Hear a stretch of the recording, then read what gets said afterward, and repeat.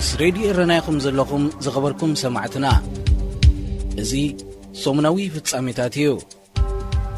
ኣብ ናይ ሰንበት ፍጻሜታት ባሕቲ መስከረም ምጅማር ብረታዊ ተጋድሎ ህዝቢ ኤርትራ መላእ ዓለም ብዝርከቡ ኤርትራውያን ትዝከራላ። ኣብ ወፃኢ ሃገራት ዝርከቡ ኤርትራውያን ብፍላይ ነዛ ኣብ ታሪኽ ኤርትራ ፍሉይ ስፍራ ትሕዝ ዕለት ብዝተሓዋወሰ መንፈስ ይዝክርዋ ከም ዘለው ከካብ ቦትኡ ዝረኽበ ሓበሬታ ይመልክት። ሓያሎ ብስደት ዝርከቡ ኤርትራውያን ንባሕቲ መስከረም እዚ ሓያል ማዕበል ለውጢ ኮይኑ መፂእ ዘሎ ናይ ይኣክል ምንቅስቓስ ብምትእስሳር ፈላሚት ዕለት ቃልሲ ህዝቢ ኤርትራ ናጽነት ዳግም መብጻዕና ንምሉእ ሓርነት ቃልና ንሕድሰላ መዓልቲ እያ ብምባል ይዝክርዋ ከም ዘለው ተሓቢሮ። ከምቲ ሓመድ እድሪስ ዓዋተ ዝወላዓ ቁልዒ ንመላእ ኤርትራ ናጽነት ዘጎናጸፈ ባርዕ ዝተቐየረት እዚ ብውሕዳት ዝጀመረ ጎስጓስ ይኣክል ንምልክኻ ኩሉ ደላይ ለውጢ ኣብ ሓደ ቅኒት ሰሚሩ ሕድሪ ጀጋኑ ዘተግብረሉ ኣጋጣሚ ከም ዝኾነ ብዝተፈላለዩ ኤርትራውያን ፖለቲከኛታት ይትንተን። ናጽነት ኤርትራ ንምምጻእ ዝተሓልፈ ኩሉ መስገደልን መስዋዕትን ብምልካውን ማሕዳድራ ስለ ዝተተክአ ትርጉም ቃልሲ ህዝቢ ኤርትራ ኸይሃስስ ኣስጋኢ ገይርዎ ኣሎ ዝበሉ ገለ ፖለቲከኛታት ከዓ ኣብ ውሽጥን ወፃን ዝርከብ ሓፋሽ ህዝቢ ኤርትራ ክቡር መስዋዕቲ ከፊሉ ንዘምጽእ ሃገር ካብ ምልኪ ሓራ ኣውፅኡ ብስርዓተ ሕጊ ትመሓደር ሃገር ካሃንጽ ብሓባር ክቃለስ ከም ዝግባእ የዘኻኽሩ።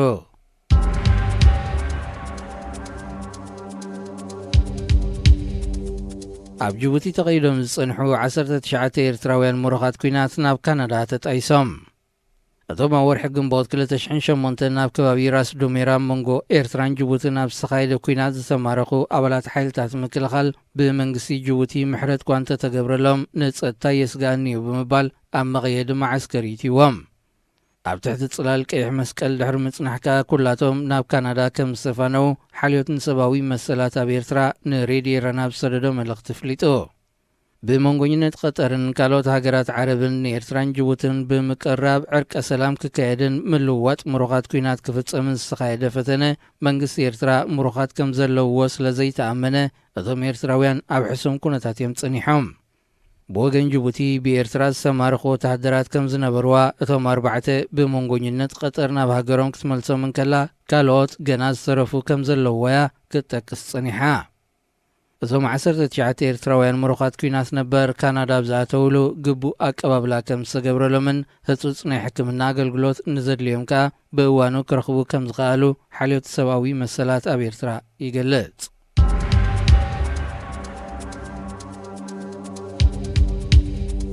ፕሬዚደንት ሱዳን ነበር ዑመር ሓሰን አልበሽር ካብ ስዑድ ዓረብ ገንዘብ ከም ዝተቐበለ ተኣሚኑ። አልበሽር በቐዳም 31 ነሓሰ ቤት ፍርዲ ብዝቐረበሉ መሐመድ ቢን ሳልማን ናይ ስዑድ ዓረብ 25 ሚሊዮን ዶላር ብፍሊት ነፋሪት ከም ዝሰደደሉ ድሕሪ ምእማን እቲ ገንዘብ ኣብ ናይ ውልቂ ሕሳቡ ዳእዩ እምበር ንወፈያ ከም ዝተጠቐመሉ ገሊጹ። ንሱ ቃሉ መሐመድ ቢን ሳልማን ስሙ ክጥቀስ ስለ ዘይደለየ እቲ ገንዘብ ኣብ ናይ መንግስቲ ማዕከን ገንዘብ ወይ ባንክ ከኣቱ ብዘይምኽኣሉ ጥራይ ኣብ ገዝኡ ከም ዝሓዘ ይገልጽ። ገለ ካብቲ ወፈያ ገይሩ እየ ዝበሎ 5 ሚሊዮን ዶላር ነቲ ካብ ስልጣኑ ንኽዕሎ ዝሰርሐ ምልሻ ጃንጃዊድ፣ 4 ሚሊዮን ዶላር ንዩኒቨርሲቲ ሱዳን፣ 2 ሚሊዮን ዶላር ከዓ ንወታሃደራዊ ሆስፒታል ከም ዝሃበ እዩ ዝገልጽ። እንተኾነ ኣኽባር ሕጊ ቕሪብዎ ዘሎ ክሲ አልበሽር 9 ሚሊዮን ዶላር ዝበጽሕ ገንዘብ ካብ ስዑድ ዓረብ ከም ዝተቐበለ እዩ ዘመልክት። ንዝመጽእ 7 መስከረም ዳግማይ ቆጽራ ተታሒዙሉ ዘሎ አልበሽር ኣኽባር ሕጊ ተወሰኽቲ መርትዑታትን መሰኻኽርን ሒዙ ከም ዝቐርብ ማዕከናት ዜና ካብቲ ሃገር ገሊጸን። አልበሽር ብዘይካ ተቐሪቡሉ ዘሎ ካልእ ክስታት በዚ ካብ መሐመድ ቢን ሳልማን ዝተቐበሎ ገንዘብ ጥራይ ን10 ዓመታት ክፍረድ ከም ዝኽእል እዮም ክኢላታት ሕጊ ሱዳን ዝገልጹ። ምስ ሬድዮ ኤረናይኹም ዘለኹም ዝኸበርኩም ሰማዕትና እዚ ሶሙናዊ ፍጻሜታት እዩ። ኣብ ናይ ሶኒ ፍጻሜታት ኣብ ዝሓለፈ 2 ቀነ ካብ ቤት ማእሰርቲ ምዕጢር ክሃድሙ ኣብ ልዕሊ ዝፈተኑ 30 ዝኾኑ መንእስያት ኣብ ሓለዋ ዝነበሩ ኣባላት ሰራዊት ብዝኸፈትዎ ተኹሲ ሓያሎ መንእስያት ግዳያት ሞትን መቑሰልትን ከም ዝኾኑ ምንጭታት ኤረና ሓቢሮም። ስድራ ቤት ናይ ሓደ ካብቶም ቆሲሎም ኣብ ግላስ ኣብ ሕክምና ዝርከቡ ጉዳያት መጥቃዕቲ ንሬድዮ ኤረና ብዝሃበቶ ሓበሬታ መሰረት እቶም ክትሃድሙ ፈቲንኩም ተባሂሎም ተኹሲ ዝተኸፍተሎም መንእስያት ብሓዋላ ስግረዶብን መኾብላልን ተጠርጢሮም ኣብ ጽኑዕ ማእሰርቲ ዝነበሩ እዮም። በቲ ዝተኸፍቶም መጥቃዕቲ ዝሞቱን ዝቆሰሉን ብዝሒ ብልክዕ ክፍለጥ እኳ እንተዘይተኻእለ በፒክ ኣፕ መኪና ጽዒኖም ንገሊኦም ናብ ባረንቱ ንገሊኦም ድማ ናብ ግላስ ከም ዘብጽሕዎም እቲ ሓበሬታ ብተወሳኺ የመልክት። ኣብ ኣብያተ ማእሰርቲ ኤርትራ ብሰንኪ ዘሎ ዘስካሕክሓታ ሕዛ እሱራት ካድሙ ክፍትኑን ንመሓዞም ድማ ተኹሲ ክኽፈትን ብተደጋጋሚ ዘጋጥም ተርእዮታት ምዃኑ ይፍለጥ።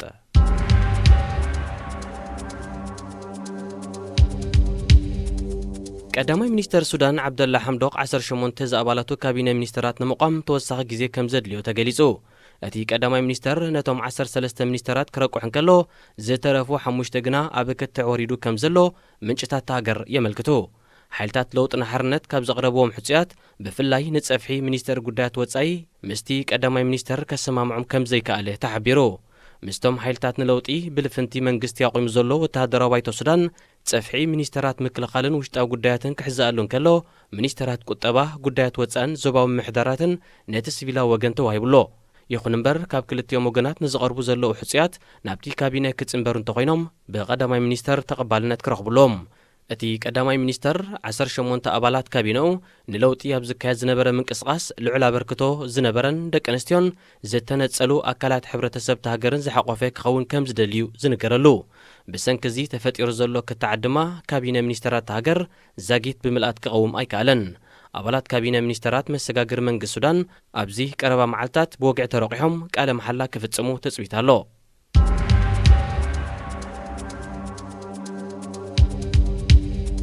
سعود عرب ኣብ የመን ብዘካየደቶ ናይ ነፈርቲ ደብዳብ ልዕሊ 50 ምሩኻት ኩናት ከም ዝተቐትሉ ተገሊጹ።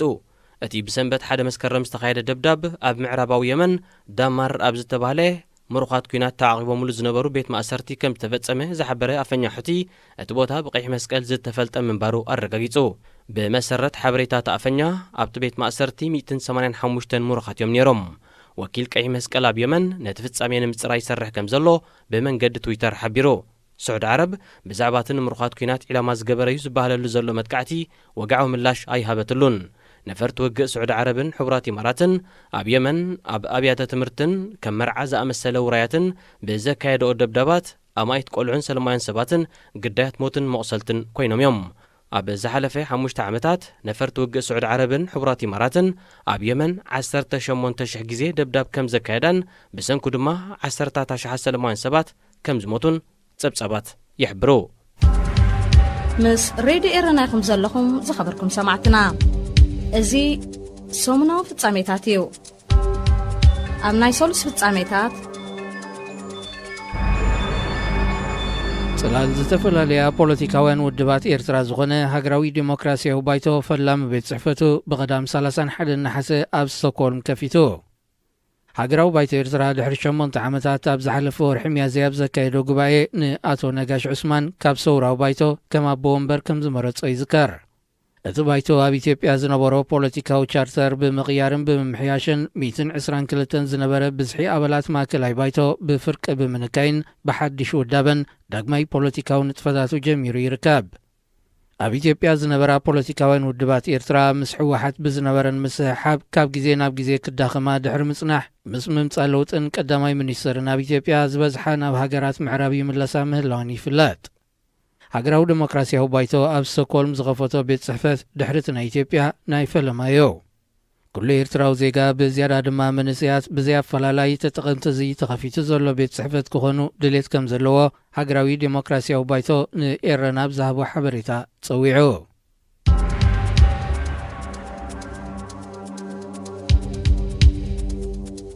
ፈደራላዊ መንግስቲ ሶማል ንሚኒስትር ሃገራዊ ድሕነት ርእሰ ምምሕዳር ሶማሊላንድ ዓብዲ ራሺድ ሓሰን ዓብዲ ኖር ከም ዝኣሰሮ ኣፍሊጡ። እቲ ሚኒስተር ናይታ ርእሰ ምምሕዳር ካብ ኣዲስ ኣበባ ናብ ከተማ ሞቃዲሾ ብዝኣተወሉ ብሰንበት 1 መስከረም ኣብ ማዕርፎ ነፈርቲ ከም ዝተታሕዘ ፖሊስ ሃገር ኣረጋጊጹ። ይኹን እምበር መግለጺ ፖሊስ እቲ ሚኒስተር ብከቢድ ገበን ክድለ ምጽንሑ ምጥቃስ ሓሊፉ ዝርዝር ምኽንያት መእሰሪ ይሃበን። ፈደራላዊ መንግስቲ ሶማል እታ ካብ 2013 ኣትሒዛ ናይ ገዛእ ርእሳ መንግስቲ መስሪታ ዘላ ጁባላንድ ዝሓለፈ ወርሒ ዘካየደቶ ፕረዚደንታዊ ምርጫ ሕጋዊ ከም ዘይኮነ ክኹንኖ ጸኒሕዮ። ሓንቲ ካብ ዞባታት ሶማል ዝኾነት ጁባላንድ መኸብለሊ ገበነኛታት ትኸውን ኣላ ክብል ፈደራላዊ መንግስቲ ይወቅስ። ምእሳር ናይዚ ሚኒስተር ድማ ኣብ መንጎታ ተፈንጭላ ዘላ ርእሰ ምምሕዳር ጁባላንድን ማእከላይ መንግስትን ዝጸንሐ ምፍሕፋሕ ብዝባእሰ ጋዲድዎ ይርከብ።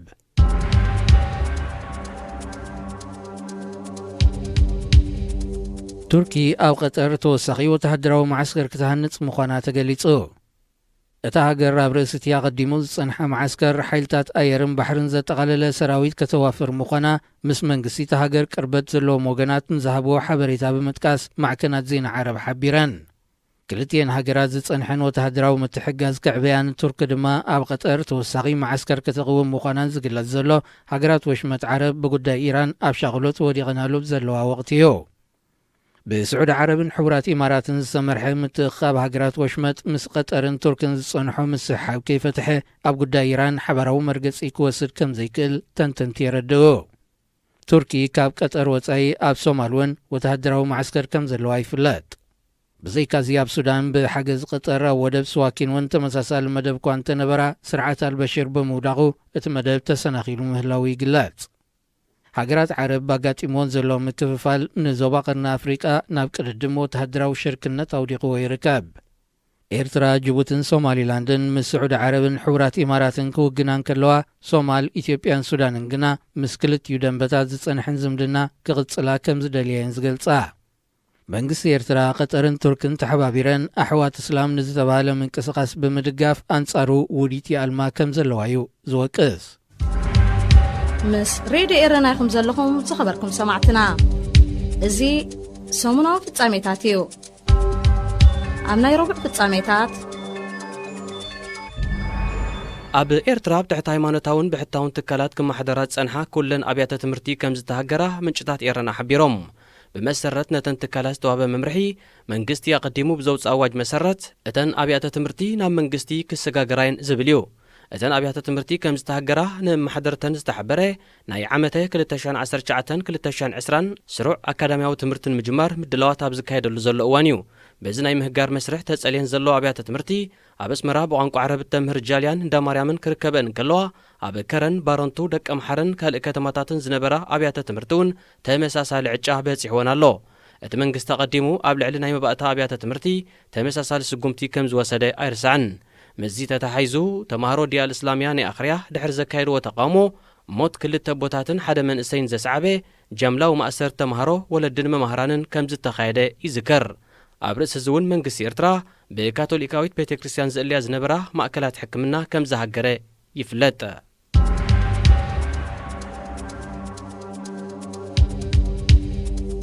ኣብ ኢትዮጵያ ህዝቢ ወላይታ ናይ ገዛ ርእሱ ክልል ክህልዎ ናብ ክልላዊ መንግስቲ ህዝብታት ደቡብ ሕቶ ቀሪቡ ከም ዘሎ ተገሊጹ። ሕቶ ሙቋም ክልል ብወግዒ ናብ መንግስቲ ቀሪቡ ከም ዘሎ ዘረጋገጸ ዴሞክራሲያዊ ግንባር ህዝቢ ወላይታ እዚ ንህልውና መንነት ህዝቢ ወላይታ ኣገዳሲ ምዃኑ ኣስሚሩሉ። ዘሪፖርተር ብዘቕረቦ ጸብጻብ መሰረት እቲ ግንባር ብክልተ መስከረም ኣብ ኣዲስ ኣበባ ብዘካየዶ ጋዜጣዊ ዋዕላ ሕቶ ሙቋም ክልል ህዝቢ ወላይታ ብክልላዊ መንግስትን ኣብ ስልጣን ዘሎ ውድብን መሰናኽል ይገጥሞ ከም ዘሎ ኣረዲዩ። ኣቐዲሙ ህዝቢ ሲዳማ ተመሳሳሊ ሕቶ ብምልዓል ኣድማን ተቃውሞን ከም ዘካየደ ኣይርስዕን። ኣብ ኢትዮጵያ ሕቶ ክልላትን ብሄራትን ኣታፋናና ኣርእስቲ ኮይኑ ከም ዘሎ ዝፍለጥ እዩ። መንግስቲ ኢትዮጵያ ነዚ ብዝተፈላለያ ብሄራት ዝቐርብ ዘሎ ሕቶ ሙቋም ክልላት ድሕርቲ ኣብ ግንቦት 2020 ዝካየድ ምርጫት ሃገር ክርእዮ ከም ዝደልዩ ዘንፍት። ኣብ ኢትዮጵያ ኣብ መንጎ ኦሮሞ፣ ኣምሓራ፣ ትግራይ፣ ዓፈር፣ ሶማልን ካልኦት ህዝብታትን ዝተወልዐ ናይ ብሄር ግርጭታት ነታ ሃገር ናብ ሙሉእ ውድቀትን ምብትታንን ከየውድቓ ሓያል ወገናት ስጋቶም ይገልጹ።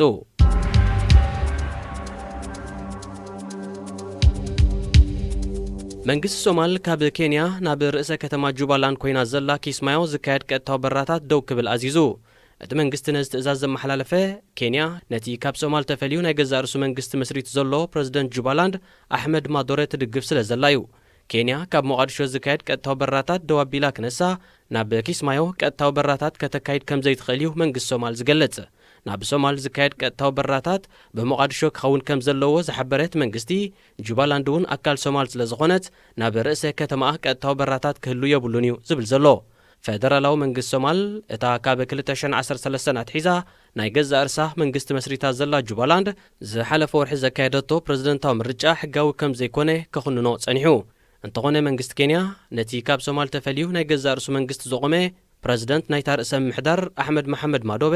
ሙሉእ ደገፍ ከም ዘለዎ ይገልጽ። ብጉዳይ ዋንነት ክልማይ ኣብ ምስሓብ ዝርከባ ኬንያን ሶማልን ናብ ጎንፂ ዝዕድም ሓድሕዳዊ ምትኹታኽ ይገብራ ከም ዘለዋ ተዓዘብቲ ይጠቕሱ። ብፍላይ መንግስቲ ኬንያ ከም ምድጋፍን ኣፍልጦ መሃብን ንርእሰ ምምሕዳራት ሶማል ዝኣመሰለ ንሉኣላውነት ሶማል ዝግህዝ ስጉምታት ይወስድ ከም ዘሎ ብተደጋጋሚ ክውቀስ ጸኒሑ እዩ። مس راديو إرنايكم زلكم زخبركم سمعتنا ازي سومناو في التساميتاتيو أمني حمص في التساميتات ኣብ ከባቢ ሰንዓፈ ዝርከብ ዓድታት እምባላኻ ዓዲ ጣል ኦሮሞ ክሳድ እምባ ናግሩፍን ጽዑቕ ተፍትሽ ከም ዝተኻየደ ምንጭታት ሬድዮ ኤረና ሓቢሮም ወታደራት መንግስቲ ኤርትራ ብክልተ መስከረም ኣብዘን ዓድታት ገዛገዛ እናኣተው ጽዑቕ ተፍትሽ ከም ዘካየዱ ዘረጋገጹቶም ምንጭታት ካብ ኢትዮጵያ ብመገዲ ኢሮብ ንዝኣተው ሰባት ኣስማቶምን ሙሉእ መንነቶምን ክምዝግብዎም ከም ዝወዓሉ ፍሊጦም ኣብ ርእሲ እዚ ካብ ሰንዓፈ ክሳብ ሰርሓ ዝወስድ መንገዲ ጽዑቕ ሓለዋን ተፍትሽን ይካየደሉ ምህላው እውን ተፈሊጡ ዕላማት ተፍትሽን ብመገዲ ኢሮብ ንዝኣተው ምዝጋብን ንጹር እኳ እንተዘይኮነ ዶባት ብምዕጻው ህዝቢ ብመገዲ ስመጃን ኣቢሉ ኣእዱግ እናፀዓነ ምግብታትን ሃለኽቲ ነገራትን ይሽምት ብምህላው ንምቁፅጻሩ ዝተኻየደ ክኸውን ከም ዝኽእል ይግመት ድሕሪ እዚ ዝተኻየደ ናይ ሓደ መዓልቲ ተፍትሽ ኣብ ከባቢ ሰንዓፈ ዋጋታቱ ብተዛማዲ ጎዲሉ ዝጸንሐ ምግብን ሃለኽቲ ነገራትን ንሂሩ ከም ዘሎ እቶም ነዚ ሓበሬታ ዝለኣኹ ወገናት ኣገንዚቦም ካብ ክልተ መስከረም ኣትሒዙ ዋጋ ሓንቲ ባኒ ናብ 3 ናቕፋ ኣቐዲሙ ን5 ሊትሮ ዘይቲ 160 ናቕፋ ዝነበረ ናብ 250 ክሳብ 300 ናቕፋ ዋጋ ፍርቂ ኩንታል ፊኖ ድማ ብዕፅፊ ብምዝያድ ናብ 1200 ናቕፋ ደይቡሎ ኣቐዲሙ ናብቲ ከባቢ ካብ ሰንዓፈ ናብ ሰርሓ ህዝቢ ከመላልሳ ዝጸንሓ ናይ ብሕቲ መጓዓዝያ ደው ክብላን ብህግደፍ ዝውነን ትካል መጓዓዝያ ሓራት ክትከኣን ትእዛዝ ከም ዝተመሓላለፈ ይርስዓን መንግስቲ ኤርትራ ኣብ ከባቢ ሰንዓፈ ጽዑቕ ተፍትሽ ዘካይድ ዘሎ ንኤርትራን ኢትዮጵያን ዘራኽብ ክጽገን ዝጸንሐ ጽርግያ ኣብ እዋን በዓል ቅዱስ ዮሃንስ ክምረቕ እዩ ዝብል ወረ ኣብ ዝናፈሰሉ ዘሎ ዕለታት እዩ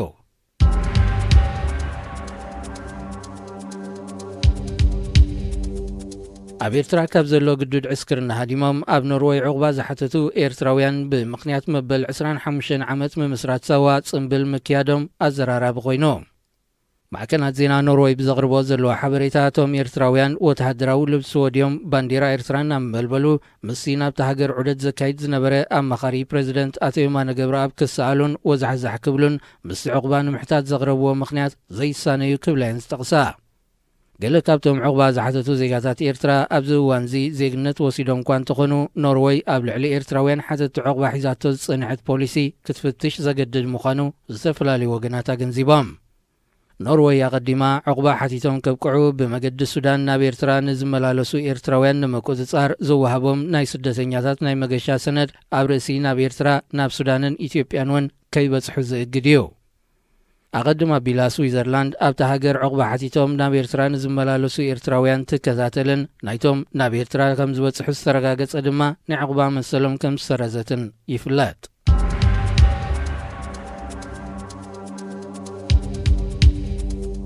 መንግስቲ ኬንያ ብዛዕባ እቲ ምስ ሶማል ዘሰሓሕቦ ጉዳይ ዋንነት ክልማይ ብዝምልከት ንሶኒ 9 መስከረም ኣብ ኔዘርላንድስ ከተማ ሄግ ክጋባእ ተወሲኑ ዘሎ ኣህጉራዊ ቤት ፍርዲ ናብ ካልእ እዋን ክሰጋገር ሓቲቱ እቲ መንግስቲ ካብ 9 ክሳብ 13 መስከረም ክጋባእ ተወሲኑ ዘሎ ናይ ይግባእኒ ጥርዓን ናይ ምስማዕ መስርሕ ናብ ካልእ እዋን ክሰጋገር ዝሓተሉ ዘሎ ምኽንያት ሓድሽ ጉጅለ ጠበቓ ንምቑፃር ተወሳኺ ግዜ ስለ ዘድለየ ምዃኑ ክፍሊ ኣኽባር ሕጊታ ሃገር ኣብ ዘውፅኦ መግለፂ ኣፍሊጡ ኬንያን ሶማልን ናብ ገማግም ህንዳዊ ውቅያኖስ ዝርከብ ባሳት 100 ኪሎ ሜትር ዝግመት ክልማይ ካብ ነዊሕ ከሳሕበን ምጽንሑ ይፍለጥ እቲ ሃብታም ትሕዝቶ ነዳዲ ከም ዘለዎ ዝግለጽ ክልማይ ንኩባንያታት ዕደና ቅድሚ ምውፋሩ ንዝጸንሐ ምስሕሓብ ንምጽራይ መንግስቲ ሶማል ነቲ ጉዳይ ኣብ 2014 ናብ ኣህጉራዊ ቤት ፍርዲ ከም ዘብጽሖ ሰነዳት የመልክቱ መንግስቲ ኬንያ እቲ ጉዳይ ብሕብረት ኣፍሪቃ ክረአን ዘቕረቦ ጠለብ መንግስቲ ሶማል ነጺግዎ እዩ ኬንያን ሶማልን ብሰንኪ ዋንነት ክልማይ ኣብ ፖለቲካውን ዲፕሎማስያውን ምስሕሓብ ይርከባ እቲ ምስሕሓብ ብመንጎኝነት ቀዳማይ ሚኒስትር ኢትዮጵያ አብይ አሕመድ ንምዝሓሉ ቅድሚ ሒደት ኣዋርሒ ዝተወስደ ተበግሶ ኣይተዓወተን ምስ ሬድዮ ኤረና ይኹም ዘለኹም ዝኸበርኩም ሰማዕትና እዚ ሰሙናዊ ፍጻሜታት እዩ ኣብ ናይ ዓቢ ፍጻሜታት ካብ 19 ክሳብ 31 ናሕሴ ኣብ ሞሮኮ ከተማ ራባት ኣብ ዝተኻየደ ግጥማት መላእ ኣፍሪቃ ንኤርትራ ወኪሉ ዝተሳተፈ ምኩር ጋዜጠኛ ክብራት ተስፋ ሚካኤል ዕቑባ ንምሕታት ናብ ካልእ ሃገር ኣምሪሑ መንእሰይ ጋዜጠኛ ስፖርት ክብራት ተስፋ ሚካኤል ዝርከቦም ንኤርትራ ዝወከሉ ስፖርተኛታት ካብቲ ግጥማት ዝካየደሉ ዝነበረ ቁሸት ስፖርት ከይወፁ ምክትታል ይግበረሎም ነይሩ እንተኾነ ጋዜጠኛ ክብራት ተስፋ ሚካኤል ካብታ ጉጅለ ሃዲሙ ናብ ካልእ ሃገር ክበጽሕ ከም ዝኻለ ምንጭታት ኤርትራ አረጋጊጾም ነታ ካብ ኤርትራ ዝተበገሰት ጉጅለ ዝጠርነፈ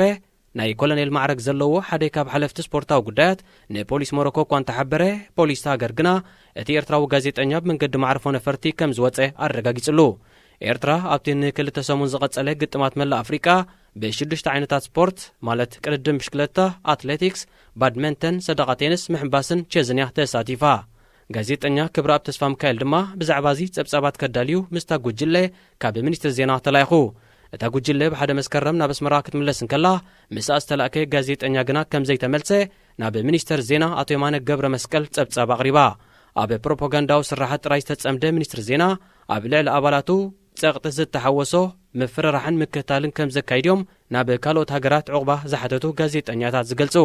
ኣብዘን ዝሓለፈ 10 ዓመታት ጥራይ ገዳይምን ምኩራትን ኣባላት ሚኒስትር ዜና ዝርከብዎም ልዕሊ 100 ዝኾኑ ጋዜጠኛታት ሰኣልቲ ኤዲተራትን ቴክኒሽያናትን ናብ ስደት ከም ዘምርሑ ሰነዳት የረጋግጽ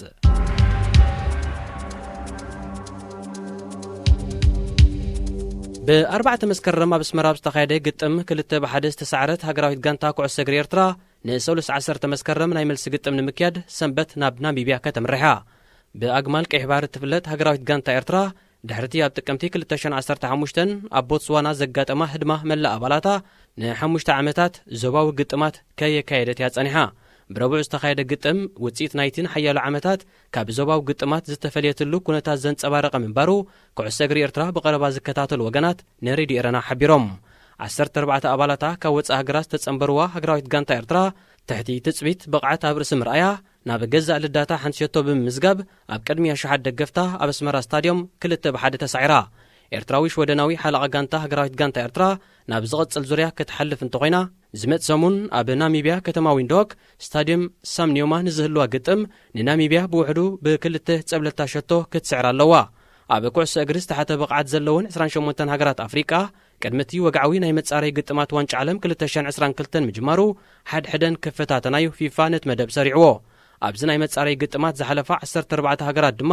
ምስተንድሮ ምድበን ጽበያ ዘለዋ 26 ሃገራት ኣፍሪቃ ብሓባር ኣብ 10 ጉጅለታት ተደላዲለን ናብ ቀጠር ዘጓዕዘን ወግዓዊ ግጥማት ክጽበየን እዩ ወግዓዊ መጻረይ ግጥማት ናይቲ ኣብ ቀጠር ዝካየድ ዋንጫ ዓለም 2022 ኣብ መጋቢት 2020 ክጅምር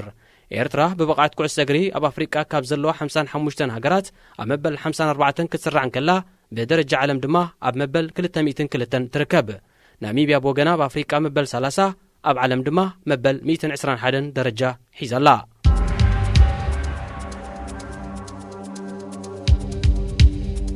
ኣብ ደቡብ ኣፍሪቃ ንዜጋታት ኢትዮጵያ፣ ኤርትራ፣ ናይጄርያ፣ ዚምባብዌን ካልኦት ሃገራት ኣፍሪቃን ዒላማ ዝገበረ መጥቃዕታት እናባእሰ ኣብ ዝመጸሉ ዘሎ እዋን ኣብ ናይጄርያ ሕነ ናይ ምፍዳይ ጎነጽ ተኻይዱ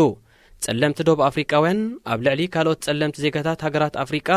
ዝፍጽሞ ዘለዎ መጥቃዕታት ዘቆጥዖም ዜጋታት ናይጄርያ ሕነ ናይቲ ስጉምቲ ኣብ ዝወስድሉ ዘለው እዋን መንግስቲ ደቡብ ኣፍሪቃ ኣብ ናይጄርያ ዝርከብ ኤምባሲው ንግዚኡ ከም ዝዓጸው ኣፍሊጡ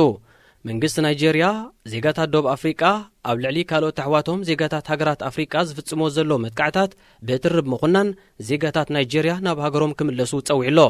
ኢትዮጵያ ብወገና ንትስጉምቲ ምኹናን ውሕስነት ዜጋታታ ንምሕላው ዝከኣላት ትሰርሕ ከም ዘላ ብመንገዲ ሚኒስትሪ ጉዳያት ወጻኢ ኣቢላ ብዘርጋሕቶ መግለጺ ኣፍሊጣ ኣብ ትሑት መነባብሮ ዝነብሩ ጸለምቲ ዜጋታት ደቡብ ኣፍሪቃ ናይ ስራሕ ሸቐጥን ንግድን ካልእ ቁጠባዊ ዕድላቶምን በዞም ካብ ካልኦት ሃገራት ኣፍሪቃ ዝመጹ ወጻእተኛታት ከም ዝተዘምተዮም ዘማርሩ ከም ግብረ መልሲ ናይዚ ድማ ብካልኦት ዜጋታት ኣፍሪቃ ንዝውነን ትካላት ንግድን ኣብያተ ሸቐጥን ክዕንውን ሰባት ከጥቅዑን ይረኣዩ ኣብ ደቡብ ኣፍሪቃ እዚ ኣብ ልዕሊ ካልኦት ዜጋታት ሃገራት ኣፍሪቃ ዝካየድ መጥቃዕቲ ሓድሽ ተርእዮ ኣይኮነን ሬድዮ ኤረና